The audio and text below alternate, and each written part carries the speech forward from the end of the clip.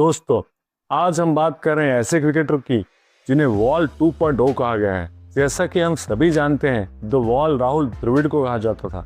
अगर राहुल द्रविड़ के साथ किसी प्लेयर का नाम लिया जाता है तो वो अपने आप में वैसे ही महान बन जाता है। और आज के T20 दौर में अगर कोई खुद को खालिश शुद्ध टेस्ट बल्लेबाज कहता है तो उसके लिए रिस्पेक्ट तो वैसे ही बढ़ जाता है। दोस्तों, हम बात कर रहे हैं चेतेश्वर पुजारा की, जिन्होंने टेस्ट क्रिकेट को न सिर्फ खेला है बल्कि उसकी पूजा की है। क्योंकि आज के दौर में जब टेस्ट क्रिकेट के बैट्समैन भी T20 के परफॉर्मेंस के आधार पर चुने जाते हैं, उस दौर में टेस्ट क्रिकेट को उन्होंने अपना हमसाया चुना।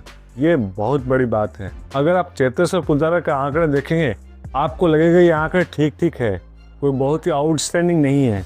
लेकिन उन आंकड़ों में ये बात नहीं बताई गई कि पुजारा ने कितनी बॉलें खेल के विपक्षी बॉलरों को थकाया, जिससे दूसरे बल्लेबाजों ने ढेरों रन बनाए। ये सब चीजें आंकड़ों में नहीं आती हैं, इसलिए चेतेश्वर पुजारा का योगदान आंकड़ों में नहीं मापा जा सकता है। याद कीजिए 2018-19 की BGT, जब ऑस्ट्रेलिया टूर पे man of the series Cheteshwar Pujara ने इतनी बॉलें खेली कि ऑस्ट्रेलिया बॉलर थक गए और बाकी के बल्लेबाजों ने ढेरों रन बनाए। और 2021-22 की BGT, जिन्होंने अपने शरीर के हर हिस्से पर बॉलें इतनी खाई जिससे ही गाबा का घमंड टूटा, वो सब बातें आंकड़ों में नहीं आती है। कहने को तो कहा जाता था कि पुजारा का स्ट्राइक रेट बहुत ही कम रहता था।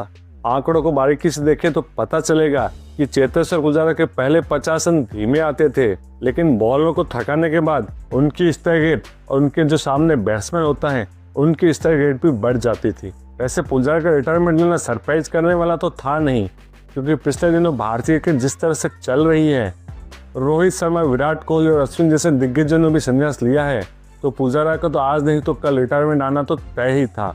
हो सकता है अगला नंबर रहाणे का भी हो, लेकिन पुजारा और Rahane as a test cricket, इनके योगदान को भारतीय क्रिकेट कभी भुला नहीं पाएगा।